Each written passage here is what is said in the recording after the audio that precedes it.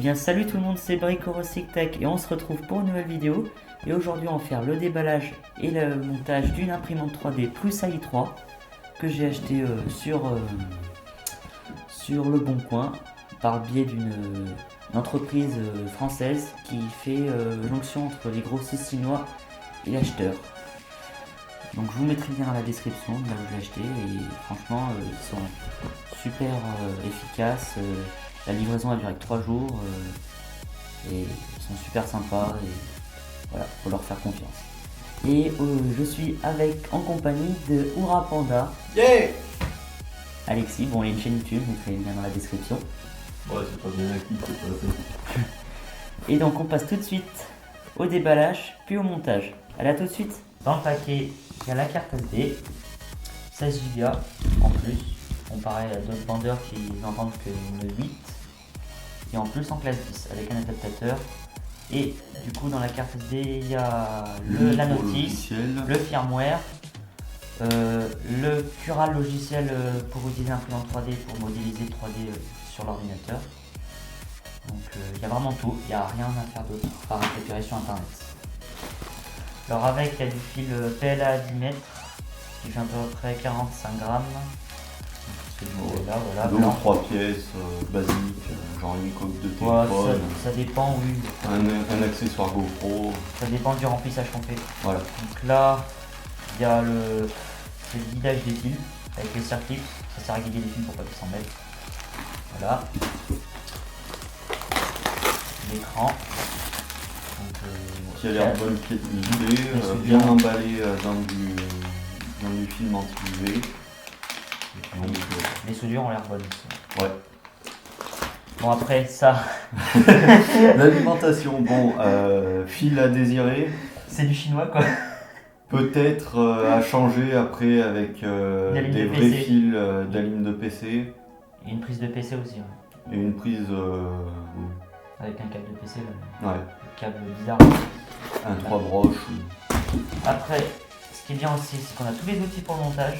Donc la pince pour couper, dénuder, les petites clés, les tournevis, les clés BTR, il y a vraiment tout. Ça vraiment, oui. Ils ont géré pour ça. Après, bon. Ouais. Oh putain, là, il y en a beaucoup là. Là par contre. Putain, ouais, il y a beaucoup de vis, hein. Il y a du poids. Hein. Bon, on a de quoi faire, je crois. Bon, après, ce qui est chiant par contre, c'est que le polystyrène part un peu en couleur. Ouais, mais après, ça a été bien emballé, donc j'ai envie de dire que c'est plutôt un gage de qualité qu'ils ont emballé comme ça. Alors, ce qui est cool aussi dans ce kit, c'est qu'il y a des pièces prémontées. Donc, par exemple, le plateau chauffant est déjà prémonté sur son support, ce qui est vraiment cool. Donc, et l'adhésif est déjà monté dessus. C'est-à-dire, c'est du scotch. Ça ressemble un peu à du scotch de masquage. Mais... Voilà, de peinture un peu. Mais c'est déjà prémis dessus et c'est pas mal fait. Bon, il y a des petits interstices, mais ça a écrasé les bulles. Mais franchement, ça c'est bien utile parce qu'on n'aura pas à le faire et c'est vraiment galère à faire normalement. Et ça permet aussi, du coup, ça sert surtout à garder le plastique en place sur le support pour pas qu'il se décroche lors de l'impression. Après, les boutons poussoirs, vous butez, c'est fin de course. Qui ont l'air vraiment cool. Oui, ils ont l'air solides. En plus, il y a une petite roulette dessus. Ouais. Ça évite l'usure. Donc là, ça c'est ventilateur. Le ventilateur de l'extrudeur, voilà. Il y en a deux. C'est celui-là. Celui-là, ça doit être celui. C'est celui qui est externe. Ouais, mais c'est celui qui touche le plus l'extrudeur. Parce qu'il est en contact avec le radiateur. Bon, après, je sais pas, il y a des petites pièces comme ça, je sais pas ce que c'est. Ça, c'est des chutes de ton plateau chauffant. Ah ouais? Ouais. Ah ok. Enfin, je me demandais ce que c'était. On va les garder sur le côté au cas où. Ensuite, la carte, la fameuse carte, qui a l'air vraiment cool. Elle a l'air vraiment cool. Et ce qui est vraiment encore plus cool, c'est qu'il vous passe des prises de rechange au cas où il y en a des cassées. Parce que j'avais vu sur les forums que ces prises étaient fragiles. Quand on montait, fallait pas s'amuser à démonter le fil, à le remettre. Ça avait tendance à se casser. Après c'est du chinois, c'est normal. Et du coup ils t'en ont pas fait en plus. Et ça je pense que c'était rajouté par les Français, c'est pas les Chinois qui ont fait ça je pense. Bon bah par contre toujours emballé sous anti-UV et anti-statique, donc toujours bonne qualité. Oui. Après, on peut voir que c'est un arme. Ouais, c'est un arme. C'est un arme? C'est un ARM, donc Oh, ça tombe bien. ça suffira bien pour faire tourner ce qu'on veut. Alors après, la courroie distribution pour le plateau et aussi pour déplacer les soudeurs. Donc la courroie trempée. Ça, c'est Le petit ventilateur. le ventirad, ouais. Le ventirad. Pour l'extrudeur, c'est ça? Aussi, ouais, il y en a deux. Voilà. Il y en a deux. Et vraiment aussi, un peu vraiment étonné, c'était les pièces en plastique. Elles sont montées en qui sont 3D, ça? vraiment- Oui, en imprimante 3D qui sont super bonne qualité. Elles ont l'air solides. D'accord, elles ont l'air bien solides. Elles ont l'air costauds, hein. Elles sont pas, Ouais, elles sont c'est pas ABS, plastique. ça. Ouais, Ça ABS. fait pas un plastique de basse qualité qui va casser au bout de 2 secondes, quoi. Ouais, Donc il y a déjà les vis et tout. ouais qui c'est sont pour ça, c'est dedans. déjà prémonté, les roulements et tout. Ça par contre c'est vraiment super parce qu'on va pas se faire chier à encastrer des roulements dans du plastique c'est- à risquer de tout péter. Voilà, casser le plastique. Alors ensuite, le câble, qui a l'air bien épais, bien costaud. Oh, bon c'est du câble, on Après, voit ils qu'il est auraient- blindé, mais... Ils auraient pu le faire un petit peu plus long, c'est dommage. Ouais, mais après un câble comme ça tout le monde en a quoi, pour brancher des disques 1m5, durs, il fait 1m5. Et rappelons de toute façon que l'imprimante est autonome. Donc quoi qu'il arrive, même si vous branchez pas votre PC, vous pouvez brancher une clé USB dessus, ça marche. C'est bien ça? Oui, c'est ça. Bon, après, donc ça, c'est tous les supports qui tiennent. Ah, regarde, c'est les chutes. Ouais, c'est ça, ouais. En acrylique. Voilà, il y a la petite roulette déjà montée, c'est ce qui sert à. Ce qui fait le sens contraire du moteur du bas qui entraîne le plateau. Il se déplace comme ça. Du coup, voilà. Voilà, après il y a encore d'autres petites pièces. Encore une pièce montée en imprimante 3D. Voilà, il y en a une autre aussi, ça c'est le côté. Je sais pas quoi c'est, ça dit quoi. Bon, On verra bien, il y a déjà la notice. C'est fait pour. il y a quelques petits fails, là, on peut voir. Ouais, mais après on va pouvoir On peut réimprimer. rectifier, et puis- On va en réimprimer. Oui. Voilà. Alors maintenant, les fameux moteurs NEMA 17. Des moteurs vraiment de bonne qualité. Qui sont hyper lourds. Hyper lourds, puis quand on le fait tourner, Et on sent bien la masse du truc. il y a du couplin, on sent quand on fait tourner. Voilà, moteur NEMA 17. Bon, ils ont l'air assez bons. Voilà, il y en a 4. Ça, c'est les roulements pour déplacer sur les axes X, Y et tout. C'est les roulements de guidage. Ouais, bien emballé. De toute façon. Voilà, il y en a plusieurs. Ensuite, l'extrudeur. Déjà monté. Grand plus. Vous voyez la tête avec la buse. Attendez, je vais déballer celui-là pour qu'on voit mieux. Voilà. Donc avec la tête, la buse, le moteur, toujours un NEMA 17 dessus. Et on peut voir même que le fil autour est tressé, ce qui Ouais, évite la en nylon, chauffe. tressé en nylon. Ça évite la chauffe, donc c'est déjà un gros plus parce que ça évitera que le fil fonde. Oui, parce que ça monte à 300 degrés. Donc ils y ont pensé, c'est déjà ça. Bien protégé la buse. Et l'alimentation, bien emballée aussi. Bon, vous l'avez emballé, c'est déjà ça. Bon, ah, ça magnifique les yeux. Oui.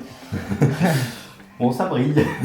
Ça reste une alimentation chinoise, donc il y en aura toujours des pertes si on prend une ligne de PC. Parce qu'une ligne de PC, ça peut très bien aller dessus. Ouais, je pense que... Ça peut très bien faire l'affaire.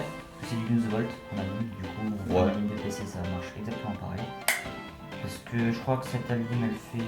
Du coup, on peut la mettre en mode 110 volts ou 220 volts. Ouais, par contre, ça faut bien y faire gaffe. Ouais, sinon on peut faire. Bah, toute la- switch, before. Et elle donne du 15 ampères Parce qu'il faut vraiment à faire plus gaffe. 15%, plus ou moins 15%. Ils mettent pas le nombre de watts dessus. Ils mettent pas de watts, je crois qu'elle doit faire une Ouais, descente bon. 200 watts, une 200 250 On watts. calculera de toute façon. Mais du coup, ils précisaient bien, enfin, en tout cas, j'avais vu sur les forums qu'ils conseillaient pour le plateau chauffant, surtout qui consomme beaucoup, qui disait qu'il monte à 90, alors que le plateau chauffant peut monter à 120 degrés. Et 90, c'est juste pour imprimer avec l'ABS, il faudrait un peu plus pour que ce soit vraiment sûr, que ce soit bien tenu sur que l'ABS ne défende pas, quoi. Oui. Et ils conseillaient de prendre une ligne plus puissante pour que le plateau chauffant ait une Ouais, température ouais. maximum, quoi. Mais après, ça fait très bien l'affaire. Hein. Donc, tu vois, parce que j'ai peur là, pour ce truc. Ouais, il Ouais, donc on bien. peut voir Comment faut changer d'ailleurs là-dessus là, il y a un petit bouton. Ah oui. Donc il y a marqué 220, 110. Et en On peut mode voir 220. qu'ils ont été déjà prémontés en 220. Bah, ça doit être les Français. Donc ça doit être le truc français parce qu'il me semble que la norme en Chine c'est 110, il me semble. En tout cas aux USA c'est comme ça. Ouais, ça, c'est sûr. Et ensuite, Bon par contre ça sent le composant. les tiges filetées.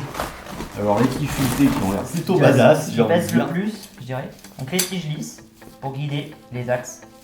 Faudra Et les peut-être tiges. vérifier un petit peu. Ah oui, il m'a bien précisé, mais il faut pas utiliser n'importe quel huile. La vasine. Ouais, la vasine. Avec la vasine on fait tout passer. Et puis Attends, ensuite, les tiges filetées pour faire monter et descendre les axes. Voilà. Qui ont l'air bien lourdes. On comprend pourquoi ça fait lourd, parce que le colis fait 13 kg. Du coup, maintenant qu'on a fait le déballage, donc après il n'y a plus rien en dessous, on va passer au montage. Hey Et on se retrouve tout de suite pour la suite.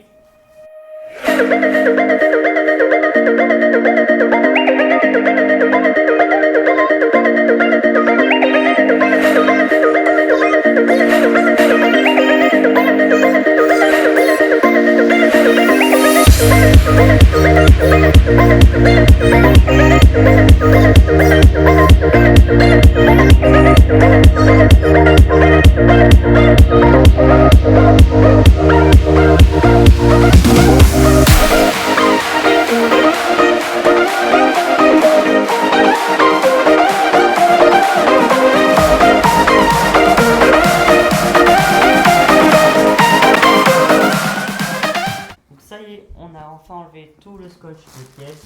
Ouais Voilà, donc on a fait ça pendant 24 minutes, quelque chose comme ça, sachant qu'on est deux. Ouais, donc 1 heure pour on est tout seul. Ça Bon. vous donnera à peu près l'idée si vous êtes tout seul à monter ce kit. Donc maintenant on Conseil, passe... pour faire ça, appelez vos amis. Ouais. Maintenant on passe au montage, du coup on va aller sur l'ordinateur, enfin nous pas vous, la vidéo, on ne Yeah. fera pas de vidéo sur l'ordi. On va prendre la carte SD pour la mettre dans l'ordi et regarder la notice, comment on monte le cadre.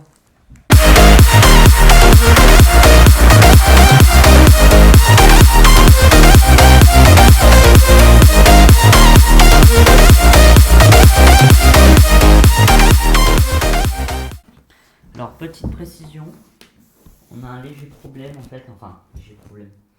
On De a, notice. on a trouvé quelque chose, c'est qu'en fait, sur la notice, les pièces n'ont pas exactement la même forme que sur que la réalité. En fait, si vous voulez, cette pièce-là, on se retrouve avec ça, normalement. Et voilà. Pareil pour la base, c'est que en bas, les right et left, en fait, c'est les deux mêmes pièces, il n'y a pas de problème, ça se monte normalement. C'est juste que la forme a été modifiée apparemment en cours de route pour un souci de rentabilité.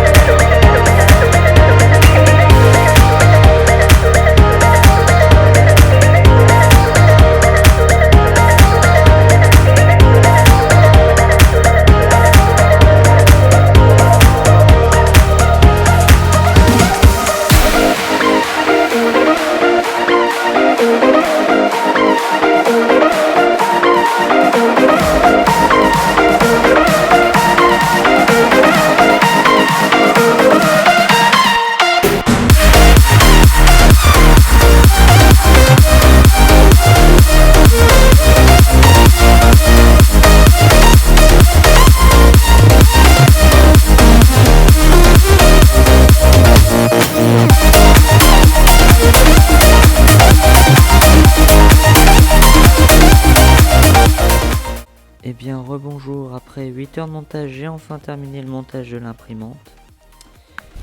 Donc ça m'a pris pas mal de temps, sachant qu'on était deux. Bon, sachant que mon ami est parti il y a 3 heures. Bon, j'ai fini 3 dernières heures tout seul, mais bon, tout seul ça aurait été plus long, ça c'est sûr. Voilà, donc faut compter, je dirais tout seul, une journée pour la monter. Une journée, ouais. Alors concernant les problèmes, alors oui, il y a eu des problèmes. Donc le problème, bon, pas très grave, mais petite remarque à faire, c'est que les écrous, comme on peut voir ici, sont, disons que il y a des écrous foirés. Et disons qu'on en a eu à peu près une vingtaine qui étaient foirés, et c'était un peu chiant parce que disons qu'à la fin, quand il ne nous reste plus beaucoup d'écrous, bon, certes il y en avait en plus, ça c'est sûr, il y en avait plus que ce qu'il nous en fallait, mais à la fin, pour monter le support bobine, on a un petit peu galéré. Ça c'est sûr, on a même bien galéré pour trouver les bons écrous. C'était un peu long, mais bon, on a eu assez d'écrous non foirés, mais sinon les écrous foirés étaient impossibles à visser, hein. C'était vraiment, même en forçant, ça allait péter le cadre, donc on n'a pas insisté, on changeait d'écrou. Donc ensuite, deuxième souci, c'est au niveau de l'écran. Si on regarde bien au-dessus, je sais pas si vous voyez bien, il y a des pins, et les pins ressortent de l'autre côté, du côté de l'écran. Et en fait, ils venaient taper contre le cadre, donc là, ils venaient taper, et du coup, en fait, l'écran était mal encastré, c'est-à-dire que là, de ce côté, il était bien enfoncé, de ce côté, il n'était pas du tout enfoncé, parce que les pins empêchaient qu'il s'enfonce. Du coup, on a pris un fer à souder et on a fait une encoche en faisant fondre le plastique, l'acrylique. Ça nous a bien enfumé, ça a été bien long, parce que l'acrylique, ça résiste bien à la chaleur, n'empêche. Mais bon, on a réussi. Maintenant, l'écran est bien placé. Donc, sinon, par la suite, alors vraiment, la qualité du châssis est exceptionnelle, je trouve, pour le prix. Le châssis est très résistant. C'est pas bancal, c'est vraiment. Regardez, ça tient. Il y a un tout petit jeu, mais vraiment pas grand chose du tout. Vraiment pas grand chose. Vous voyez, elle bouge à peine. Et encore là, je suis sur du parquet. Bon, voilà, c'est pas l'idéal. Sachant que ça glisse en plus, il est bien verni ce parquet. Ensuite, concernant la suite, donc le dévidoir, voilà comme il est. La carte électronique, alors j'ai eu un problème avec la carte électronique. La carte électronique fonctionne très bien, mais le problème que j'ai eu, c'est que le moteur arrière pour l'axe, est-ce que je me trompe pas, enfin je sais plus quel axe c'est, je dis pas de conneries. C'est l'axe du plateau en tout cas, pour déplacer le plateau, donc le moteur qui se situe ici pour déplacer le plateau, avait un problème au niveau en fait que quand on configurait dans le menu, il y a une mode configuration où l'imprimante disons se configure sur les boutons poussoirs d'origine, donc les boutons ici là qui sont là, qui servent à dire à l'imprimante qu'elle est dans le point 0. Et là, il y avait un petit problème, c'est que le moteur allait dans le sens contraire là où se situe l'interrupteur de butée. Du coup, le plateau allait là-bas, comme il est, et il allait taper au fond, il se bloquait, et du coup, ça faisait un bruit pas possible, ça faisait crac, ça craquait dans tous les sens. Parce que voilà, il n'y avait pas de butée, il n'y a pas d'interrupteur de butée, du coup l'imprimante ne sait pas qu'elle est au bout. Du coup elle continue, du coup j'ai vite éteint l'imprimante, enfin bref voilà, c'était laborieux, j'ai recommencé, j'ai pas compris, ça refaisait pareil. Et ensuite j'ai remarqué oui, que dans leur notice, leurs photos, c'est-à-dire parce qu'il n'y a pas de notice, c'est que des photos, il y avait un problème, c'est que c'était à l'envers en fait. Le moteur normalement devrait être ici et l'interrupteur du côté du moteur. Du coup ça devrait être l'inverse.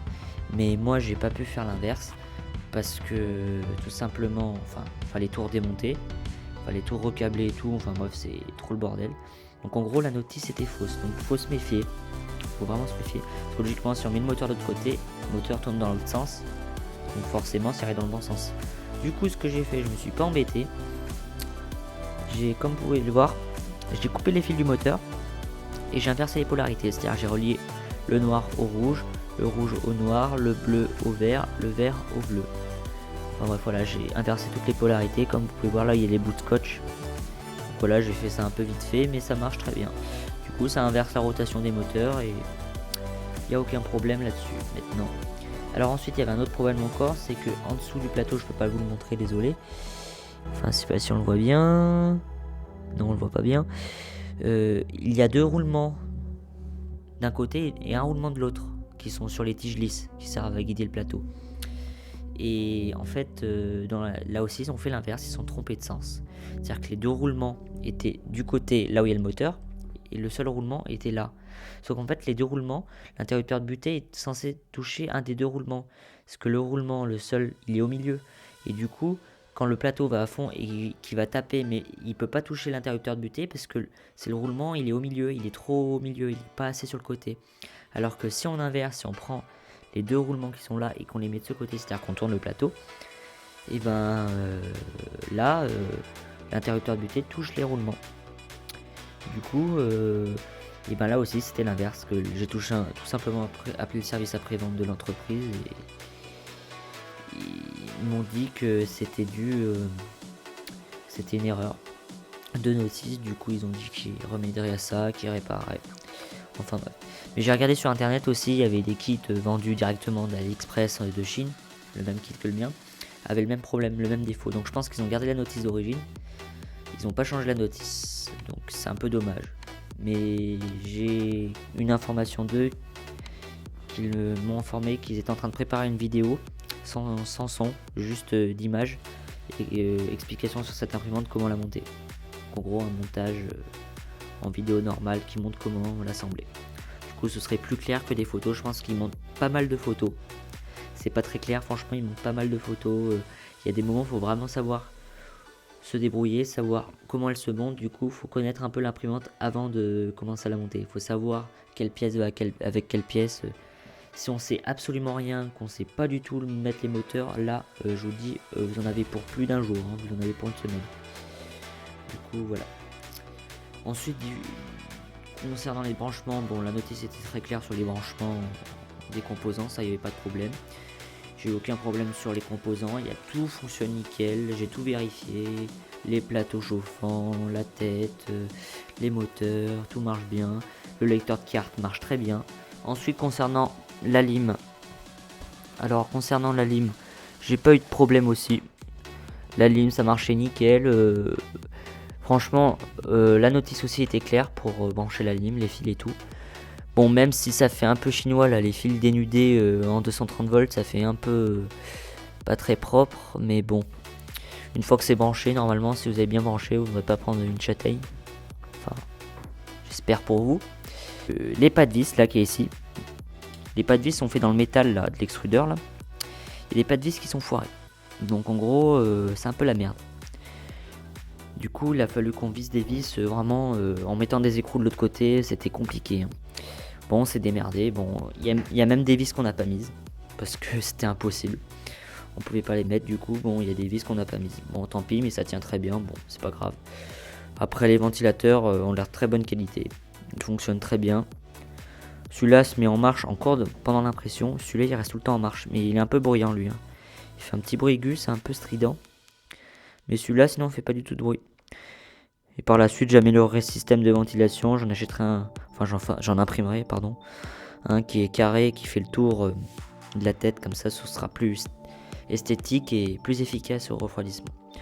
Du coup, ensuite, ils ont le scotch, le revêtement de scotch tient très bien. Bon, je l'ai un peu abîmé là, avec une spatule. Là, bon, là, c'est à cause de la tête, si on voit pas bien. J'ai abîmé à cause de la tête qui était chaude et qui a gratté parce que quand j'avais mal réglé la hauteur de mon plateau. Après, bon, voilà, la courroie, faut bien vérifier la tension des courroies. Ça, c'est vraiment important à faire. Sinon, quand vous voyez que ça force trop et que vous sentez votre courroie être trop tendue, détendez-la. Très franchement, ça change tout au niveau des contraintes. Faut vérifier la hauteur entre chaque axe. C'est-à-dire la hauteur ici et la hauteur pareil de l'autre côté. Vérifiez que c'est la même hauteur de chaque côté. Du coup, vous prenez un niveau à bulle et vous vérifiez que c'est bien droit, et quand c'est bien droit, voilà, ça vous évite d'avoir un plateau complètement bancal qui penche d'un côté puisque vous êtes obligé de le régler à l'extrudeur qui monte ou qui descend, quoi. Voilà tout.